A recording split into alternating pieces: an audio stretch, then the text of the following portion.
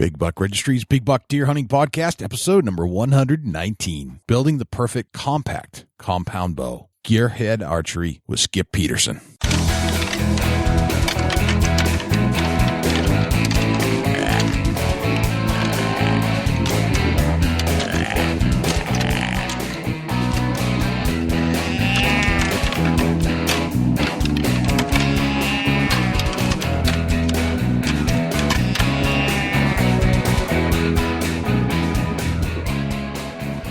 Big Buck Registry is a virtual museum of hunting stories. We preserve a piece of Americana by interviewing and recording hunters about their hunts and experiences from across the country.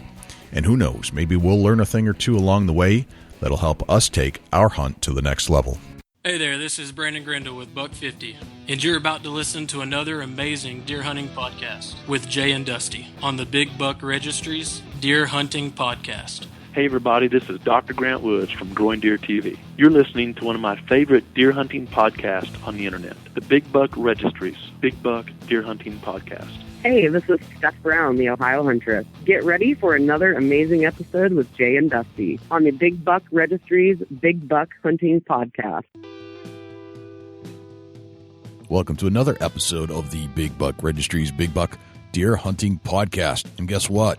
Guess who's here with me? Dusty Phillips. What's going on, Dusty? Oh, man, it's a beautiful day in Ohio and a beautiful day to be on the mic and be talking with some special guests tonight and passing along some more information to take your hunt to the next level. Hey, I'm with you, man. And, you know, we're going to talk to Skip Peterson over at Gearhead Archery.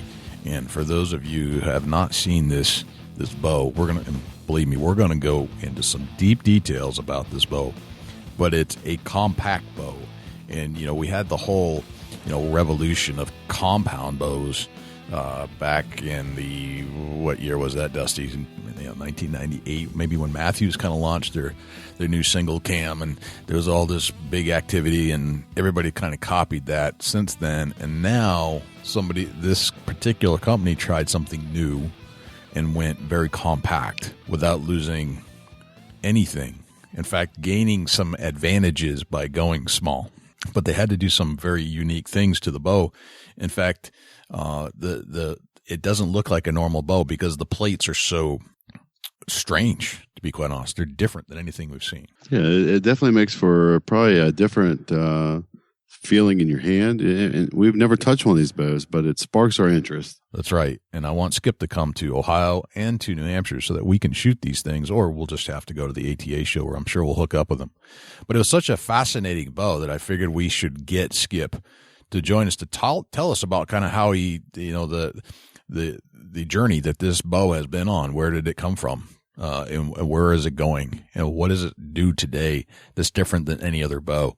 And I got to be honest, it sounds like, an 80-yard Robin Hood is a pretty good testament as to how this thing is shooting. So you had a email, and I did too, a Facebook messenger message actually through our Big Buck Registry page, and you had one personally, I believe, from Adam Bingham.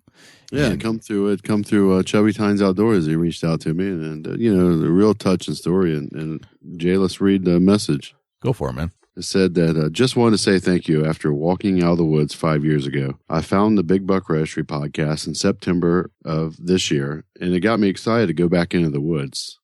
And I've been out 2 times this season here in Ohio and got to see a doe last Sunday at 15 yards from me. It was great to feel that rush again. Thank you, Adam Bingham. Wow, Jay. There we go. Our jobs are complete.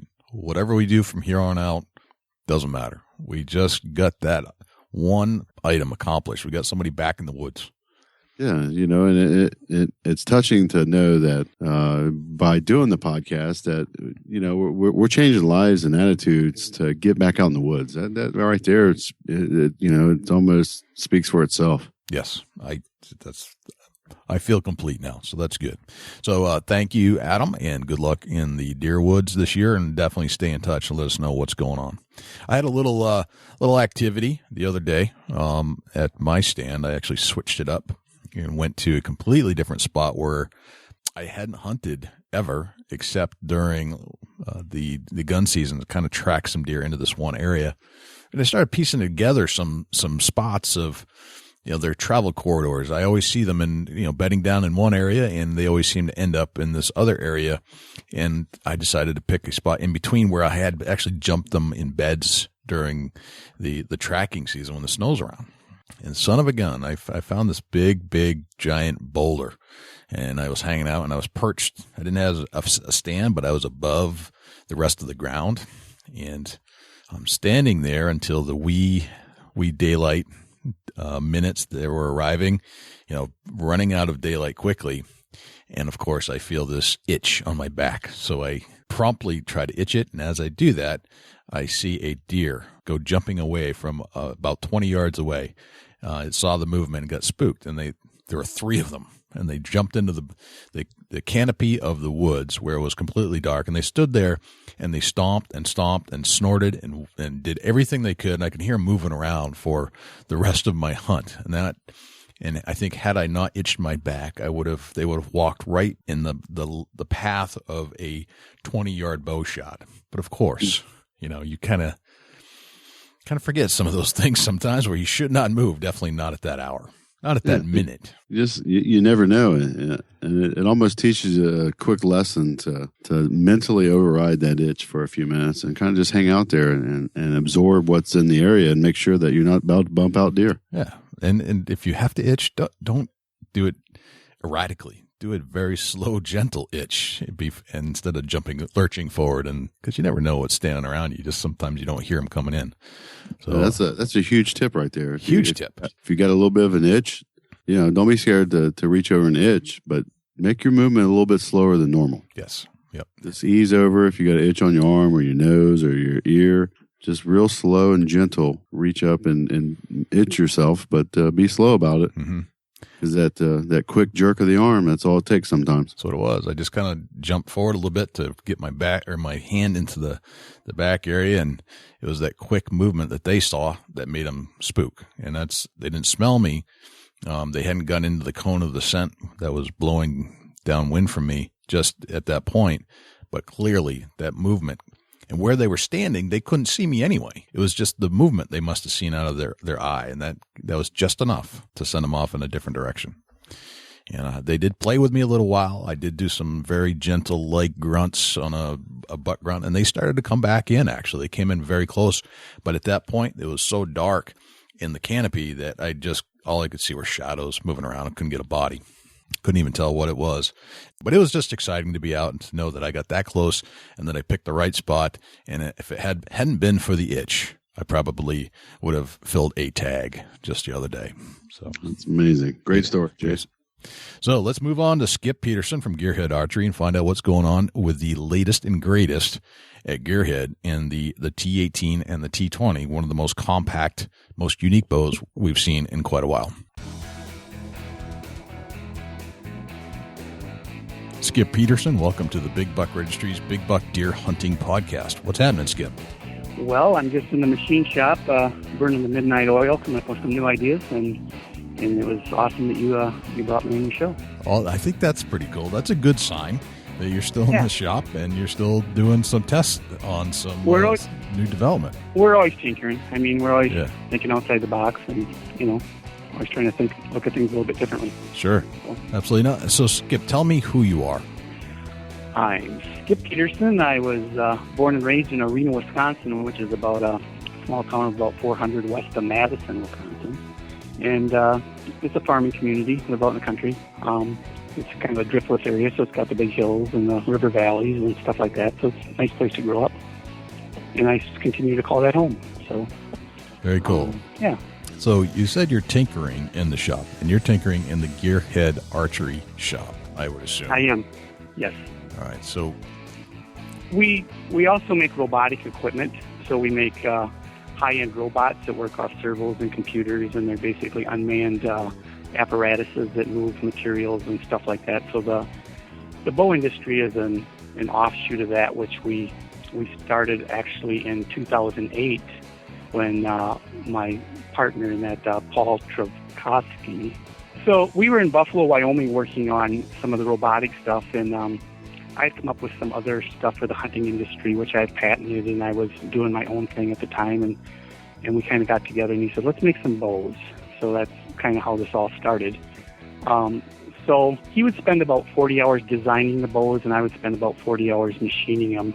And we just went from one bow to the other. In the end, we ended up with like 11 working prototype conceptual bows. And what we were trying to do was create a bow that had no crossover cables.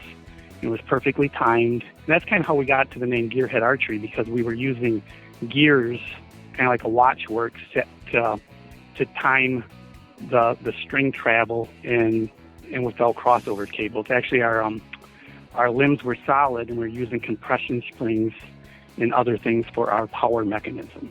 So we just kept going from one to, and each time we did one, we learned and we went on to the next, and we didn't really think about it too much. We just kept going and going and going. And after probably 8 months or so, we had 11 working prototypes that we decided at that time it was too big of a challenge to go to market ourselves. So we were trying to sell the technology to other existing bow companies. So we traveled a lot. We pretty much went to all of them, and we showed them what we had, and then we started going to the ATA show and showing a little bit of what we were doing. So you and Pete, you two are the owners of Gearhead Archery, is that correct? We've opened it up since we've moved back to Wisconsin, and we have I think 9 that are owners. Like everyone that works here they have ownership in the company. So we have it's kind of designed where some engineers have ownership, some machinists have ownership, assemblers, the ones that do our books. So we're kind of like our own company within a company. So okay, all right. So who is Gearhead Archery? When we look at the brand, we look at the products. Who are we thinking about here? And who's behind all the show? Is it you and Pete, and who else? Yeah, there's Brandon, there's Jay, there's Jody, Jason. They're a husband-wife team. Okay. There's Kent and Craig and Josh. They're basically, and then we have Eric and Mike and Dave. So basically, it's just a group of guys from Wisconsin that have hunting as a passion, and we have our regular jobs, and we've kind of grown this other business here as well. And like when we were traveling around trying to sell our technologies, and we eventually did sell a whole group of Pattens. We're still thinking, like I'm tinkering tonight, and we come up with this very small compact bow, and we have a 60,000 square foot facility here, so we have everything in place to take this, and we all kind of look at each other. It's like, well, why should we sell this? We got all the components in place to take this to the market ourselves and be very successful. So that's what we're doing, and so far it's going really well. The bow is very small. A lot of that came from, it was a bow that we wanted to see. That when we were out in Buffalo, Wyoming, we did a lot of hiking and hunting in the Bighorn Mountains, and we were going in 5, 6, 7 miles, and you carry those big, heavy bows, and we just looked for something that we could actually slip in a pack and hike up the mountain and go in 2 or 3 miles and then start hunting. So gotcha. That was kind of the inspiration. So you and Pete are hanging out somewhere, and Pete says to you, "Hey, Skip, I've got an idea." Is that how it went down? Actually, it started on a napkin. We were, Napkins. I know a lot of people say that, but we nice. We had lunch, and he saw that I was successful with I invented the photo fan for turkey hunting that clips on the quills of the tail, so you can take hands-free field photos. You can use it as a drying tool, and you can hang it on the wall. It's kind of like a 3-step tool. So I took that to market, and he saw what I was doing, and he's just like, you know what? Let's make a bow. And it was basically just a decision. We were at lunch, and he started sketching, what if we did this? What if we did that? And from there, it just kept going, and we'd make something, and it's like, well, that was close. Let's try this. And then we'd make another one. And where were you? We were all done. What's that? Where were you when you were having lunch? We were at the Dash Inn in Buffalo, Wyoming. The Dash Inn in Buffalo, I was eating Wyoming. ribs. So I had a lot of napkins, and there was one laying on the table, and he decided to start drawing. Okay. And what did it look like? I mean, what did the napkin look like when you're all said and done? Was it a mess? No, Paul pretty much is. He knows what there's no scribbles. He pretty much will go from one. If it's not what he wants, he'll grab another napkin. But we went back and he started sketching, and then we just kind of went from there. And what were your thoughts at that point? Like, what am I getting into? Or is this? He's like, this is a great idea. I'm going to have fun with this. Well, I got up to now. I got a 20-year working relationship with Paul, so we've invented quite a bit of stuff, and we've worked together very well. So I just told him, I said, I'll give you 8 models, and I won't question anything. I'll make whatever you come up with. Okay. And then we started getting so close that it actually dwarfed into 11. One of the bows we could draw in reverse, which led to the crossbow market. Mm-hmm. So we could get the longer power stroke, gives you more feet per second, and it was a smaller framed bow. So and there's a few other bows out there that also are reverse drawn, but ours didn't infringe on their patent, so it was a little bit different. And it actually took the cam lean and everything out of the draw cycle. It came back over 2 fixed idlers, so it made it where your shot was the same every time. There was no variables. All right. So let's break this down a little bit. So you ended up getting 11 different prototypes that you Paul gave you the design, and you made these prototypes, and you're a machinist by trade. Is that correct? Yes. Yep. Okay. So you went to your shop, and it was a shop you worked at, a shop you have at home. Where did you start actually milling the stuff out? It was a shop that we were doing R&D work for other industries, and okay. we would just work on that in the evenings and weekends and stuff like that. Okay. So of the 11 prototypes, what was the goal at that point? What were you trying to do that was different than anything else in the industry had seen? We initially wanted to make a bow that the limbs didn't flex. We had compression springs for power, and we didn't have crossover cables, and we were timing it with gears. And that changed probably by the 5th bow. We kind of got out of that realm, and then we got into having singular cams and just all kinds of stuff. They look kind of more like movie props, but they all shot, and some of them had 0 hand shock, some had a lot of hand shock, some, with each one you learn something. Yeah. And then, but we're just trying to come up with something that we could take somewhere else, and we could sell our ideas to them. Okay. And eventually we ended up selling that group of Pattens down the road. They were sold, and we started working on this other shorter bow. Okay. So the first 11 was not what it is today. So like the T18. No, not at all. The T20. No, not at all. Totally different. So what did you make the first prototypes out of? What material? Was it a specific material, or was it just to get something that looked like something? No, it was aluminum. They were all, I machined them as aluminum, and then we custom made our own strings, and eventually we did use crossover cables and stuff like that. We made all that in the shop just by figuring things out. There was a bow shop in town in Buffalo called the Sport Lure, and they started making strings for us and stuff, and we would tell them the string length and where to serve it to and stuff like that, and it'd help us out. Okay. So you took some parts, you got a little bit of help outside, and then you ended up, and none of this stuff actually looks like it does today. And no. But you did develop some technologies with the first prototypes, and which you said you had sold off some of the technology to other manufacturers. So what were the good parts that you were selling off that ended up being like a new revelation? We sold the whole. The Pattens was under one package, I believe, and we sold all that to one company. I think they only wanted a few certain items of that, and I'm kind of letting that be their surprise, so I'm not going to reveal what is coming under someone else's brand name. That's up, they paid for that, so that's theirs. Okay. What generally was it? Or I don't know if you can get general, but was it a cam design? Was it a limb design? What kind of part of the bow? It was more shape and limb configuration more than anything else. All right. So we're talking about the shape. Okay. All right. And what year was this going down? We started this in 2008. We went to the ATA show in 2009, 2010, 2011.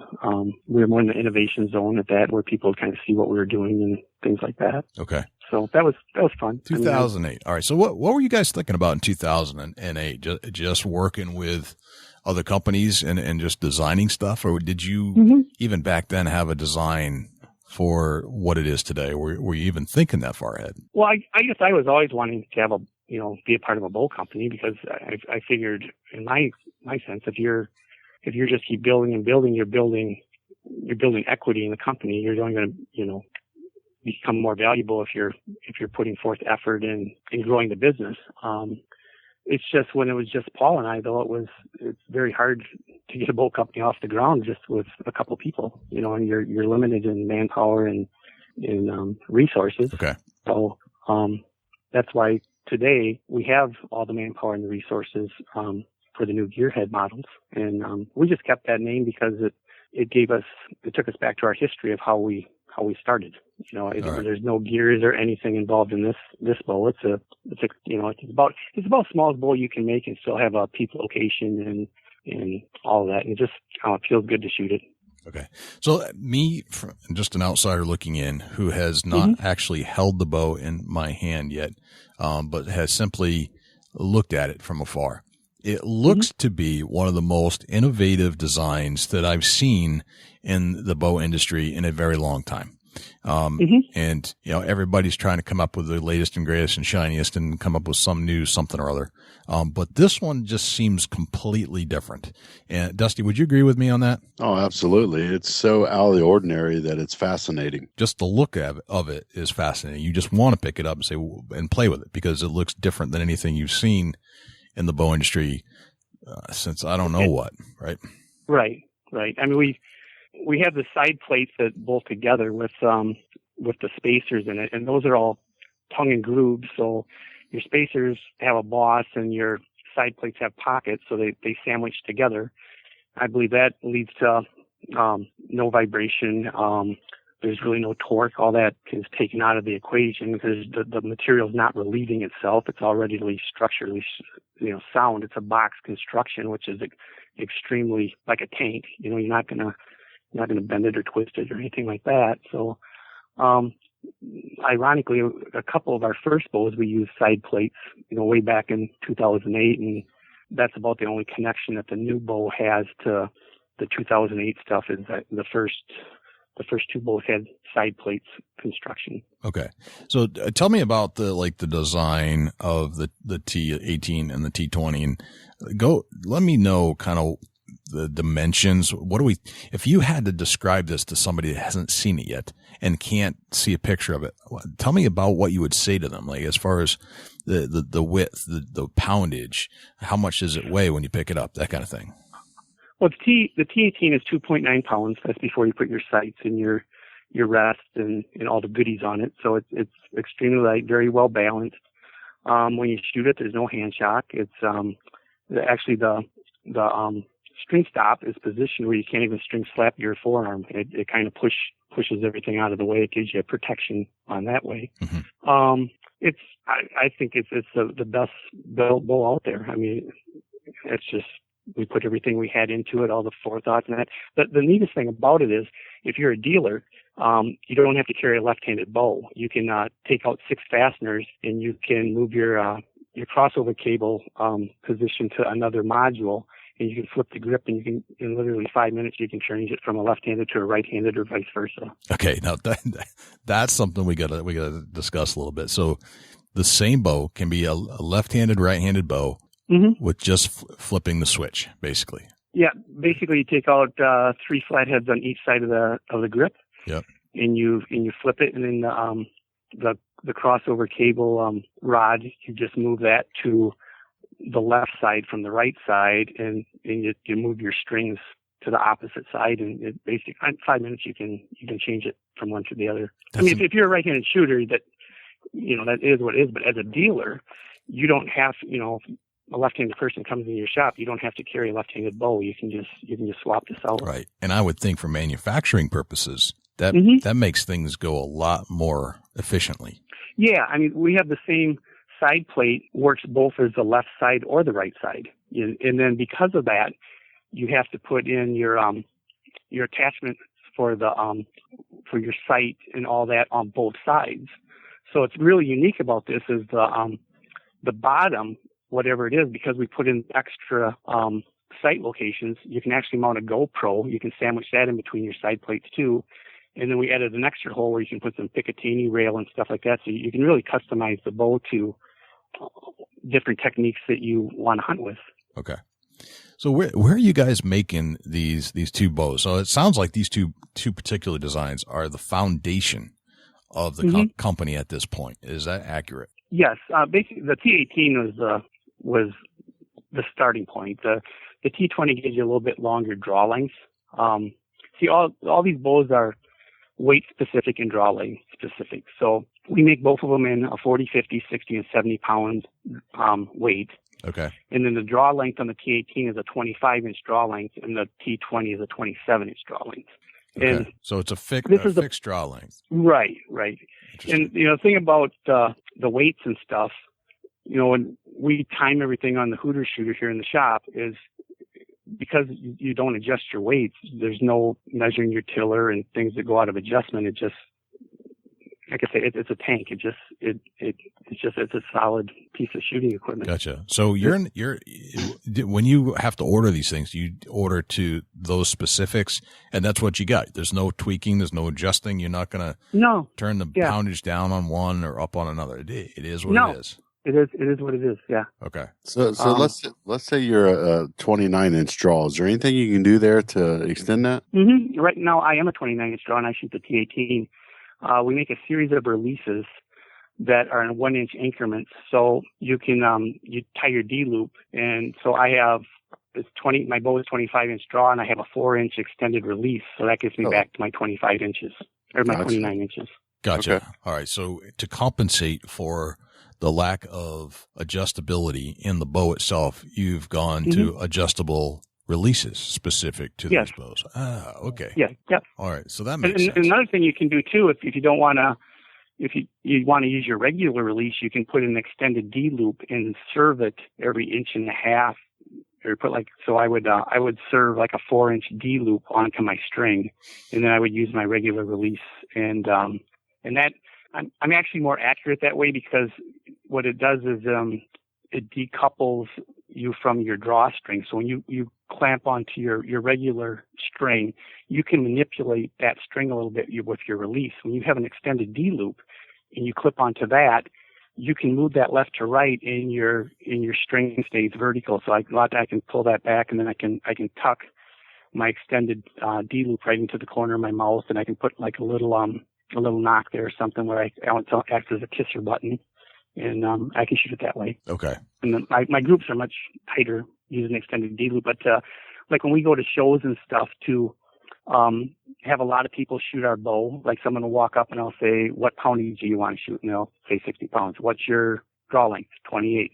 So I'll give them a 3-inch release, and they'll shoot the bow, and then the next person, they might have a 30-inch draw. I'll give them a 5-inch release, and they can shoot a different weight. So I can get a lot of people through the bow in a hurry, so they can feel the draw cycle, because it really is dead in the hand. Your back wall is solid. There's no creep, and it's just, most people that shoot it are very skeptical. They'll come up and they'll be like, are you kidding me? And they'll give you that look, and then they shoot it and they just turn and smile. That's what we kind of call it, the smile, because it just is like, they're kind of astonished by how well it shoots. Okay. And why does it shoot that well? Give me some of the physics behind this thing.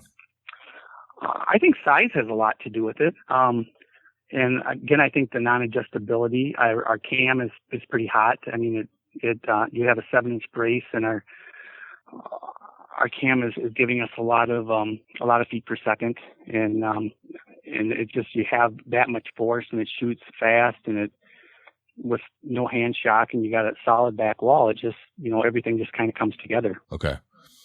And are you finding that you can shoot more accurately with this than other bows, or is it about the same? I find I shoot more accurate, but I don't think it's, what I think it is my peep is farther from my eye, because it's got 25-inch draw. Envision like how you're taught that you pull your string back, you put the string on the nose, your peep is right in front of your pupil. Right. And when you look through that, you have a pretty big field of view. If you just take your index finger and your thumb and pull it to your eye and look through it, and you have a pretty big field of view. So now take that same thing and push your hand arm length away and look through your finger and your thumb. You see very little. So, I mean, it causes you to focus a lot finer. You don't see all the noise around it. You're focused, really tight. And I I haven't had an issue of picking up the peep when I pull back. I don't even think about it. It's kind of like the rear sight on a rifle. I mean, the rear sight on the rifle is probably 12, 18 inches away from your eye, and then you got the front sight. You still have no problem lining them up. Right. You know, so I guess that's the best analogy I can come up with. And there's some clips out there of our one of our business partners, Jay. He's got a YouTube clip out there shooting 80 yards and having a Robin Hood at 80 yards right in the heart. So I mean, really, it's accurate. Yeah, very accurate. Interesting. And Jay's not that good of a shot. So all right, so you can turn anybody that's a bad shot into a good shot with a Gearhead T18. That sounds good, Jay. I like that. It has a ring to it, doesn't it? It does, yeah. All right. So when you guys were actually, go ahead, Dusty. I want to get into a little bit of the specs. Like what's the axle length and everything on these bows? Well, that's how we came up with the name. Like the T18 is an 18-inch axle to axle. The T20 is a 20-inch axle to axle. Wow. Okay. Both of them have a 7-inch brace height. Really, a lot of the components are the same. The only thing that really changed on the bows was the side plates, which makes them longer. And the cams changed a little bit too, but not a whole lot changed. Gotcha. Is there a different variety of grips that you manufacture for these bows? Right now, no. It's all the grips are triple grade walnut. You can go to the website and check them out. They're pretty fancy grip, but not as we speak right now. I guess that could be a point of discussion later, I guess. Right, absolutely. Is there any difference in the cables that you would have to use to make these? Yeah. When you go up to the T20 and the T18, they take a different crossover cable and a different string set. Compared to other bows, is there a different cable system than most ordinary bows? No, same. It's got the same. It's got all the big bow features in half the size. So anything you see on a big bow or anything you want to put on a big bow, like a stabilizer, a fall-away rest, you can use a slider, you can use a single pin. I mean, you can use pretty much anything you can put on a normal size bow, you can put on ours. Gotcha. How about maintenance? Say you break a limb. Is there replacements that you can put on now? If you break a limb? Yes. Well, you'd send that back. We'd stand behind that and, replace your limbs for you. But I don't, the only maintenance that we recommend is every 50, 100 shots, you wax your crossover strings. Gotcha. Which I think is pretty standard in all bows. Absolutely. Good deal. But yeah. So, Skip, when you guys set out to design this, did it come out the way you thought it would? Yes and no. It shot better than we thought it would. It was one of those when you shot it, you're just like, oh my gosh. I mean, it's just like light bulbs start going off because it's better than what you thought it would shoot. The whole dead end string stop where it protects you from slapping your wrist, that wasn't planned, but it doesn't allow you to string slap your wrist. So there's a few things like that was just like, well, this is better than we thought. But other than that, and why is there no string slap on the wrist? Because the way that the dead end string stop is positioned, it pushes up against your forearm, and because of the short axle to axle and your draw length, it doesn't allow the string to slap your forearm. Wow. You don't need a forearm guard. You don't need a forearm guard. When was the last time you could say that about a bow? Never. I don't think ever.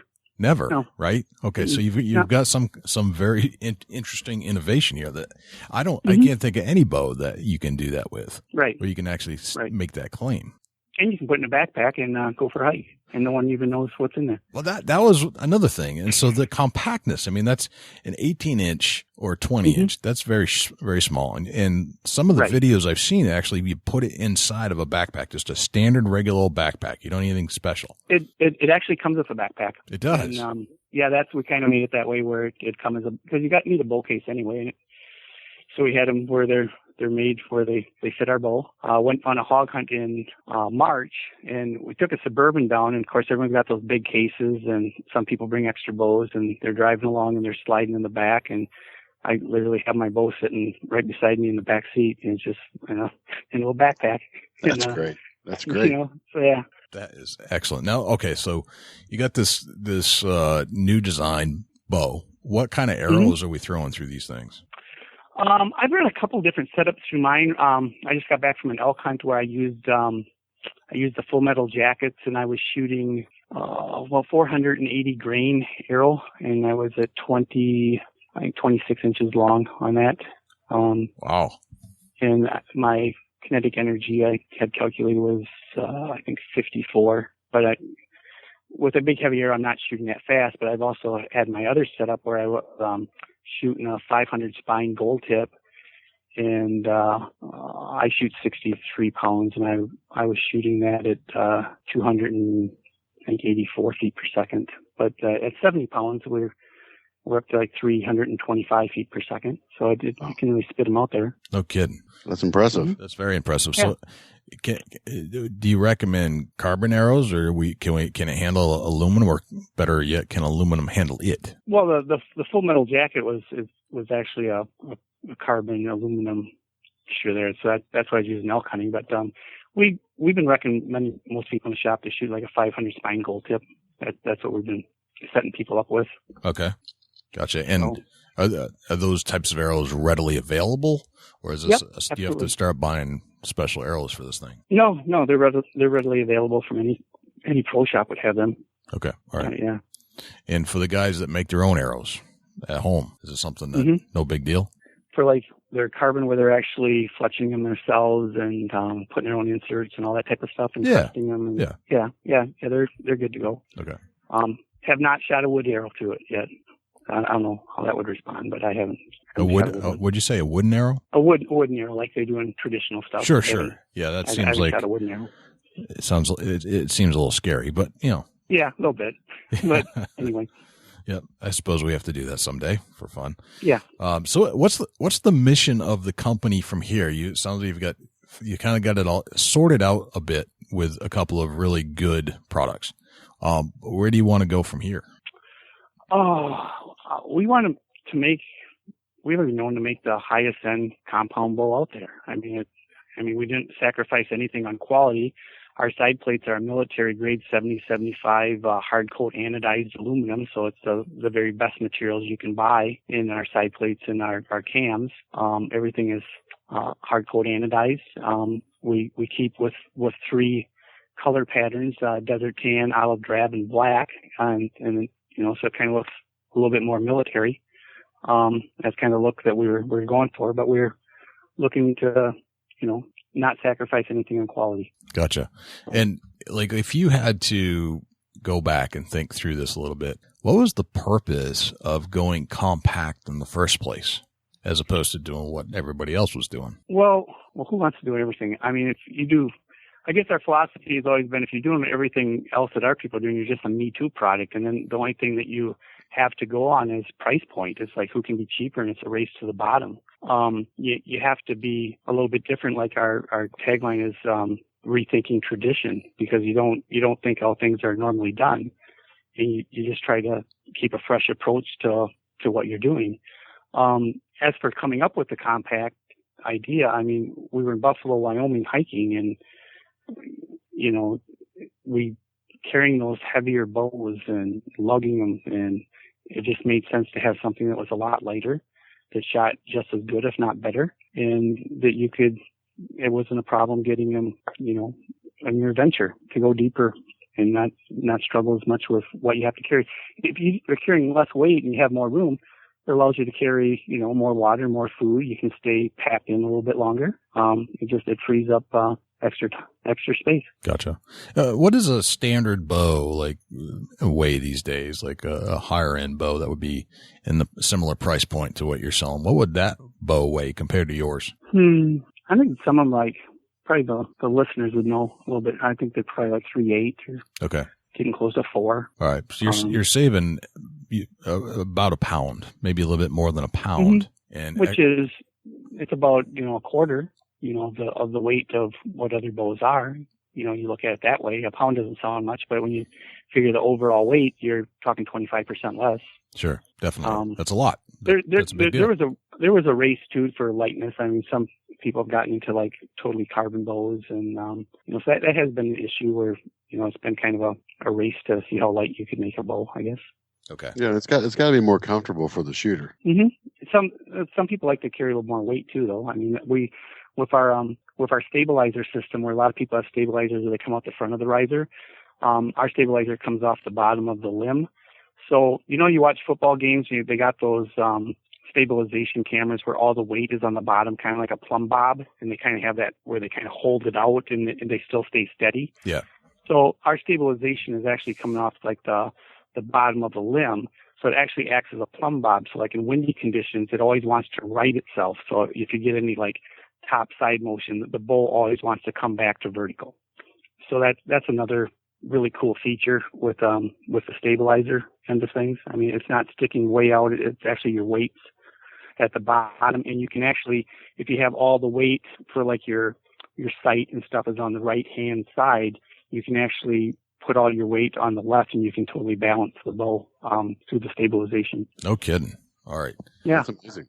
Does it help for longer shots now? I mean, you said that was it John or Jay was shooting shot 80 Robin Hood at 80. Yeah, he's tearing it up. Like I say, he's not that good of a shot. Right. But he's tearing it up. So is it reasonable to expect that with the evolution of this bow that you can, in theory, take accurate longer shots with this bow than other bows? I'm not an advocate of taking long shots at anything. I think in my mind, 30 yards is plenty far. I think you need to be a better hunter and get closer. But there is people out there shooting longer shots. But I guess what I look at is when you release, one step goes from a long shot to a gut shot or vice versa. And it's just like, I don't like to take unethical shots. And I think sometimes pushing the limits like we're doing, I think, I guess it's all personal to each person. But I know Jay is shooting really good at 80 yards. Right. And the only reason that, I mean, when you think of a bow, the reason you take closer shots is because there are variables that you can't control.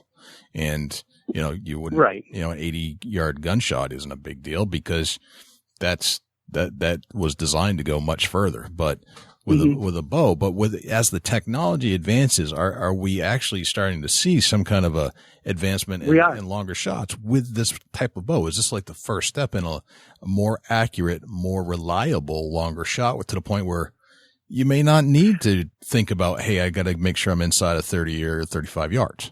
I think all the bows out there are shooting really well at longer distances, and I think the technology has come so far. I mean, with what they're doing with the cams and the feet per second and stuff they're getting out of bows and just how they're all constructed, I think a lot of the bows have really, because I'm a little different than what the younger generation is, where I'm 49 years old and I grew up shooting a recurve, and then I moved into like the old Browning Nomads and all those wooden handle ones, and then it went to like the 6-wheel, like the Bear whitetails and like all of that type of stuff, and then the other ones, they had the vertical limbs, and we had a lot of hand shocks. I mean, I've been through the whole evolution of where we've come, and now with the pass parallel limb design and how quiet they are and fast, I mean, the bows have come a long ways. They're no longer a 30-yard shooting utensil. I mean, they can reach out there and be very accurate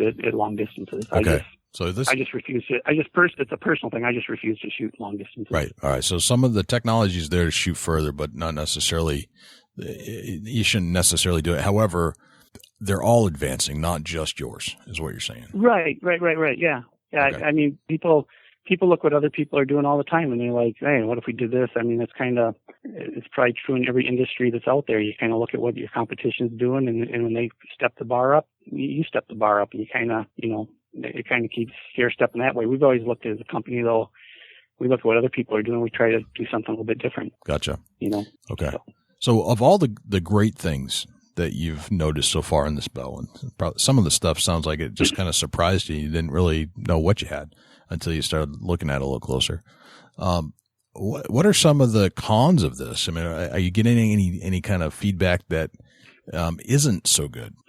I think for us, because it is so small, a lot of people are skeptical, and a lot of people talk about it before they even shoot it, or they have these preconceived notions that they're like, oh, I can't do this and I can't do that. And I guess all I ask them is just shoot it, give it a try. I mean, when we go to like We went to the Deer and Turkey Expo, we went to Deer Fest, and literally hundreds of people come through and shoot the bow, and they're all skeptical until they shoot it. And it's one of those bows where that's going to have to be the dynamics of it, where people are just going to have to shoot it to get it. Also, because of its size, there is 2 states that it's actually not even legal in, like Wyoming or Montana and South Dakota. They have a 20-inch law. The bow has to be 28 inches to be considered a legal archery weapon. So I mean, there's a couple of hurdles there where we'll probably have to educate a little bit of the dynamics of the bow to maybe get it to pass. I'm not sure what some of the reasonings that are, but yeah, maybe they don't want people shooting deer for kids' bows or something. That maybe they just think that because these smaller bows, they're toys.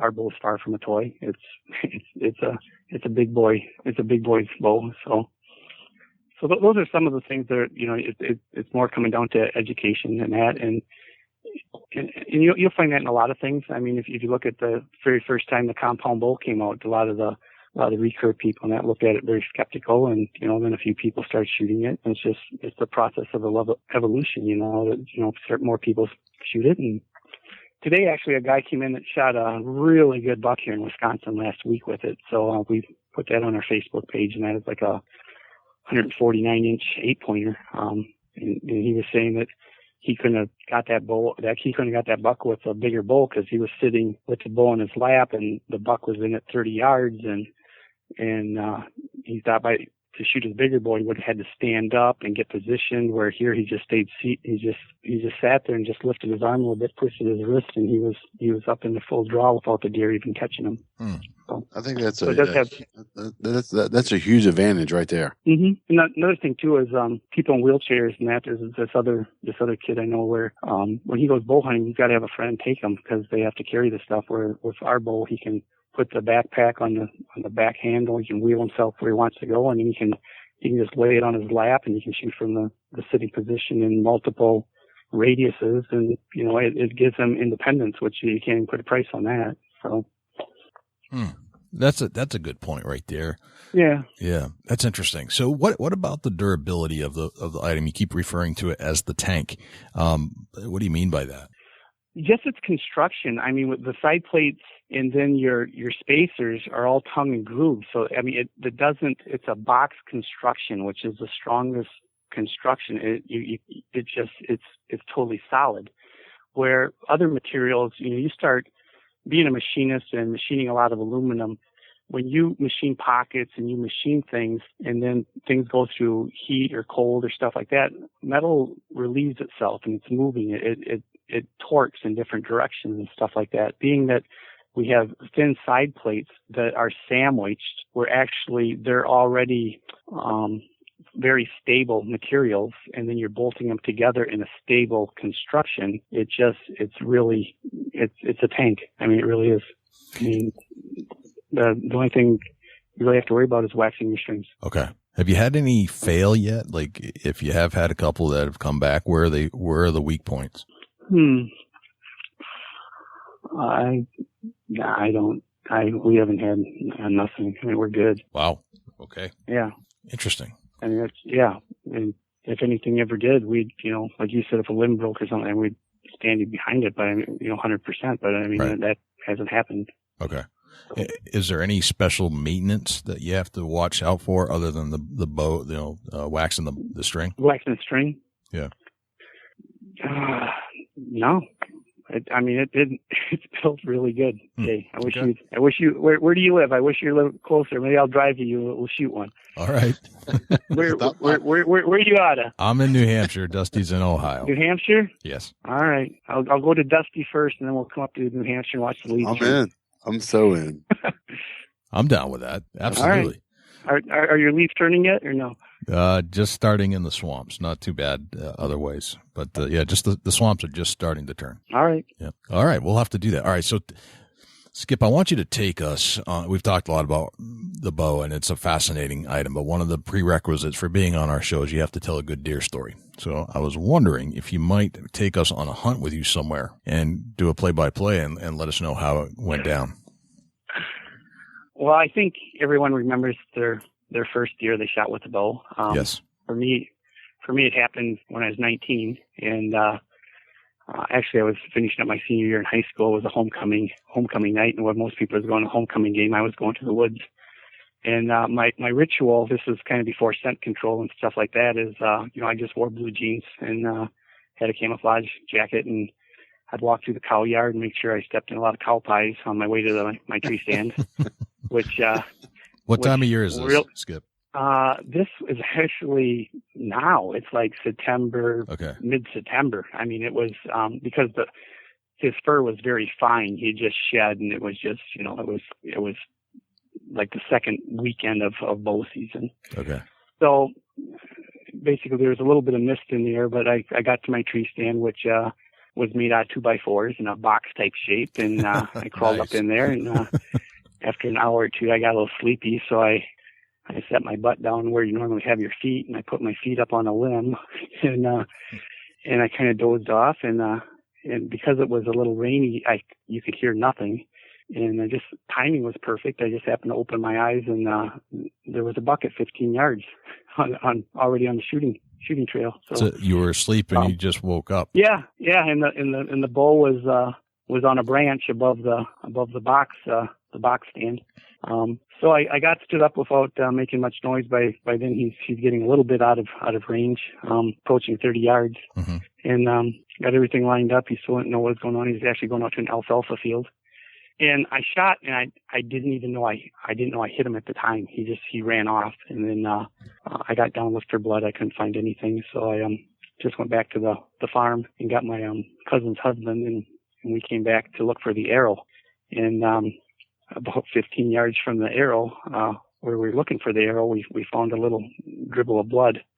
And then it got really exciting. I had a hard time walking at times, and he'd get shaking. It was your first year, granted, but Sure. 19. But it only went like 75 yards. I actually walked past it to get to the, it was dark. I walked past it to get to the farm, but I hit him just above the hind quarter, and it went right down into the liver and into the lungs and the heart where all that junction meets. So he didn't go very far, but he didn't bleed much either because the hit was up high, everything stayed in, and he literally just went and expired. But yeah, that was in actually it was Wisconsin. You said? Yeah, Wisconsin. Very small fork horn, but I still had him head mounted because you can only do taxidermy on your first one once. So that's what we did. Yeah, you only have a first year once. That's the way it goes. Yeah. So that's fantastic. And one of my friends was a taxidermist, so that all worked out too. So very cool. All right, so yeah. So how do you, like, if somebody was listening to this and they're like, okay, what is this bow all about? How do you go about buying one? I mean, it's. I know you're a smaller company. Are there dealers out there that are taking care of this stuff all over the country, or do you have to go through Gearhead Archery online, or how do you do that? It's getting close. We're setting up a dealer network. We have dealers in Hawaii, Alaska, Las Vegas, Wisconsin, Minnesota, I think, Indiana. So if they were to want a bow, I would suggest they go to their pro shop they normally go to, and then have their pro shop contact us, and we can work through their pro shop to get them a bow. We'd prefer to have their pro shop set it up for them. Of course, if that doesn't ring true, they can check out our website and contact us, and we can find some type of arrangement to get a bow. Okay. And what can we expect to have to pay for one of these bows right now? The T18 right now is it comes with the pack, and it's $12.49, and then the T20 is $12.99. So it's $50 more for the T20. T20. Okay, so yep. $1,200 range. Got it. Yeah. Okay. Skip. I know a lot of people out there saying $1,200 for a bow, because I was that way too. But then once you see everything that goes into it, and like everyone's making big bows, it's a little harder to make small bows that shoot good. So I mean, it's kind of, we're putting all the highest quality stuff into it, and that's what the model that we're trying to go after. So one of the just, and this really has nothing to do with archery, but it has to do with the way things are going these days with social media. Did I see a place to mount a GoPro camera inside this thing? Yeah. All right, tell me about that. Well, I talked about that earlier. Because our bow goes from left to right with the side panels, and we have to put in extra holes for the for your sights and all your accessories. We have to have all those so they're in the normal places. they're put on the side plates, top and bottom.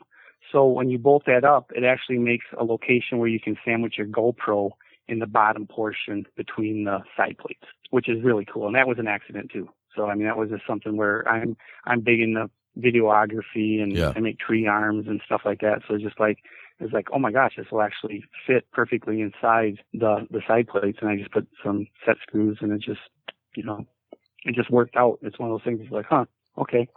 So it sounds like a lot of the things that happened with this bow just kind of happened almost by mistake, but it turned out to be pretty darn good.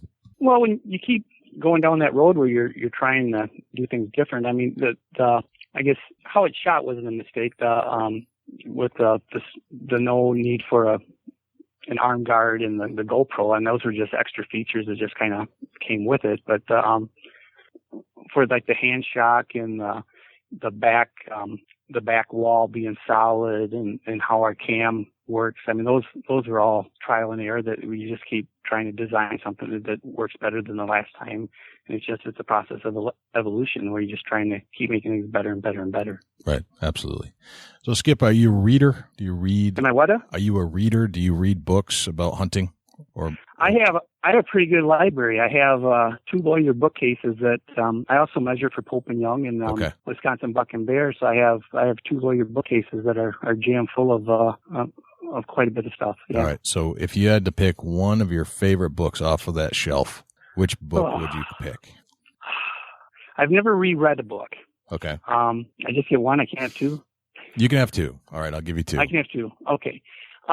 Just for the joy of reading, Tim Wells, a long time ago, I bought one called Relentless Pursuit, and I think his writing style goes along with my reading style. It's very descriptive. It's very easy to read. You get down to one chapter, it's easy to go to the next chapter. But for like my technicals that made me a better hunter, so it had to be Greg Miller's aggressive whitetail hunting book, one of his first ones, because Gotcha. it gets into like the buck, how to hunt the rubs and explain scrape lines and that. So from a technical standpoint, I'd go for that. Just for the enjoyment of reading, it would be the Tim Wells book. But that's Gotcha. I've heard there's certain authors that you just can read easier than others. Some it's just a struggle to get through them. I agree. And we've heard Greg Miller's name come up a few times now as we asked this question. Yeah. Seems to be more frequent. It does. Absolutely. All right, Skip, if you had, and I describe this every week, basically there are these items that we carry in our backpack, whether they're good luck charms or they're actually meant to make us more successful, or maybe it's just a pacifier. What's your lucky charm that you bring with you in your backpack whenever you go hunting? I have a horseshoe in my backpack. Seriously? For real. I was filming an elk hunt in Arizona, and I came across a horseshoe that had been thrown or something. So I put it in my backpack, and just so happened the guy was filming.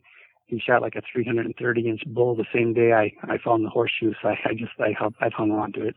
Okay, that's cool. Yeah. That's awesome. I Skip, like that. What would the Skip of today tell the Skip of 20 years ago, knowing what you know now? I wish I would have been told, and I tell it to a lot of young kids, that there's this misconception when you're young that when you grow up, you're going to have all this extra time. And the truth of the matter is when you're in high school and you're in your school years, that's when you have the most spare time in your life. Because once you get through your school years and you start working and you start doing other things and all these other things are pulling at you called life, you don't have that time. But as a youngster, I always thought, when I get to be 30, I get to be 40, I'm going to have all this time to do this stuff. And you don't. And each day is precious, and you take advantage of each day, and you do all you can to make it as successful as possible. Absolutely. That's a great thing to tell young people. That's a good one. Yeah. And whenever there's high school kids that, I tell them, these are your best years. I mean, you should enjoy them, because as you get older, you don't have the time that you have right now. Yeah, good life tip right there. Skip, what is your number one hunting tip of all time? Tip. I always tell people, especially when you're out turkey hunting, deer hunting, and you're kind of down, you're not seeing much, that we'll just say that deer are somewhere all of the time, and it only takes 5 seconds to kill one. It literally, you could have the worst day of seeing stuff in a minutes, in a moment of 5 seconds, it can all turn around. It's just like that. So you always got to keep that attitude that deer are somewhere all of the time. That's a great tip. Love it. Well, Skip, this has been a pleasure and an honor to have you on the show and talk about what I believe is one of the most innovative bows we've seen in quite a while, to come down the pike here. So, I can't thank you enough for spending an hour with us and just kind of spilling your guts and really getting inside of Gearhead Archery and letting us know what's going on over there. Well, we're all gearing up right now for the ATA show, which is in Louisville, Kentucky. So we're working on our booth and the shooting range and all that, and getting everything ready for all the dealers can shoot our bow and they can see what all the fuss is about. Very cool. So when should I expect to see you in New Hampshire? Well, it won't be this weekend. I got a bear tag in Wisconsin that's calling my name. But I could definitely go for a road trip here. All right. I know I've been in almost every state except the Northeast. Okay. And I think that's some trip that I have to take here, fairly soon, just to kind of, I guess my goal is someday to be in every state in the United States, and I think I have like 12 left. So, but there's like 5 or 6 right there in the Northeast corner I could wipe out in one trip. Absolutely. So. You've got a friend in the Northeast. You can kill 2 birds with one stone, Jay. On about the 12th of November, I'll be in New Hampshire at Jay's house. That's right. There you go. When is that? The 12th of what? 12th of November. 12th of November. All right. You hunting deer? We're going bear hunt and whitetail hunt. Yep. Nice. All right. Well, I got a bear tag in northern Wisconsin, and they take about 6 years to get. So those are my weekends here for the next. Well, hopefully I can get it done this weekend. But absolutely. All right. Well, if that doesn't work out, you can get a bear tag over the counter right here in New Hampshire because we get a lot of them. That's like $150 over the counter, license and a bear tag. You can't beat that. Sounds like an invite. It's not a bad I'll bring you a T18. There you go. Beautiful. Skip, we'll let you go, but thank you so much. It's been a lot of fun, Jay and Dusty. Thank you. Well, thanks to Skip for kind of filling us in on what the T18 and the T20 is all about. Certainly, in my mind, it's one of the more unique bows that we've seen come on the market in quite a long time. It definitely catches your mind's interest on figuring out exactly if it's a toy or if it's a actual usable compound bow. Right. It's very short. Very short. Very short. But it also looks very unique because if you look at it straight on, or even off to the side a little bit, the panels on both sides doesn't look like any bow you've ever seen. Yeah, it's like it's 3-dimensional almost. Right. A tank, as Skip describes. And to boot, you can fit a GoPro camera right in the center of it and still not mess up your shot. Still don't understand how it works, but I know it works because people are shooting deer with these things. So thanks to Skip. Speaking of shooting deer, Dusty, do you have a Chubby Tines tip of the week this week to share with us to help us be better deer hunters? Yeah, sure do, Jay. And I'm going to get into time for crops to come off. Now's the time that the farmers are, harvesting corn and soybeans, and the deer are naturally going to move to that, and they're going to go graze through what the combines have left behind. And we're seeing it more and more here in Ohio every day that you drive by a cornfield or a bean field, the deer are going to be out there grazing. Now, one thing to remember with this, the deer will start out normally under regular conditions in the AM and the shades of the sunrise. So if the sun comes up from the east, the shadow is going to be on the west side of the woods. So the deer are going to graze through the shadows. And as that sun crests the trees, they're going to work back into the woods. So just keep that in mind. If you're going to set up a tree stand on a cut cornfield or soybean field, play that sunlight rising. Play the shadow, because it's going to be a couple good hours of window there that there will be no shadow on the west side of the woods of the east rise of the sun. That's a great tip. To keep in mind there that the deer seem to be more comfortable without a shadow early in the morning. That's a great tip. I love that tip. That's something you don't really think about, and the shadows are so important. I don't think we realize, how important shadows are. Shadows can be completely deceiving because if they're there or not. In fact, you can, just looking in drawings, they look 3D because of the shadow effect. Shadows are extremely important in judging distances. And if you get a bad shadow or if you're not set up right, it could throw off your judgment. So that's a great tip, Dusty. For sure. Yep. So where can we find you, Dusty, when you're not hanging out here on the microphone with me? Facebook.com/Chubby Tines Outdoors, Facebook.com/Chubby Gobbler. You can also reach out to me on Instagram at Chasing Antler. And if you want to send me an email right here at the Big Buck Registry, it's dusty@bigbuckregistry.com. Jay, where can the people reach out to you at? Well, you can also send me an email, jay@bigbuckregistry.com. That would be the best, most efficient way to get a hold of us. If you have a giant buck you'd like to submit and be famous for a day for 175,000 Facebook contingents, you can send it to Big Buck Registry, bigbuckregistry.com/mybuck, and all the instructions will be right there for you.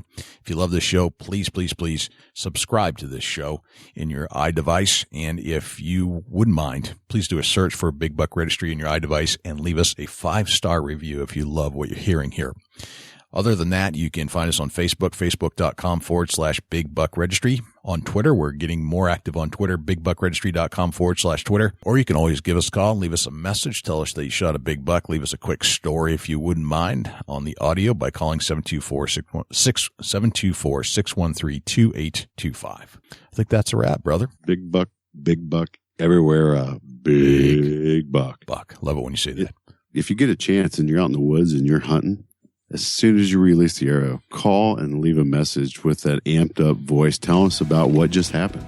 Exactly. The Big Buck Hotline, 724-613-2825. We want to hear those stories the minute you know it hit. Leave us a message, and if we get a chance, we may just call you back and talk about your story about how you killed your whitetail. Well, I'm Dusty Phillips. And this is Jay Scott. And you're listening to the Big Buck Registry Deer Hunting Podcast. We'll see you next week. Can't wait.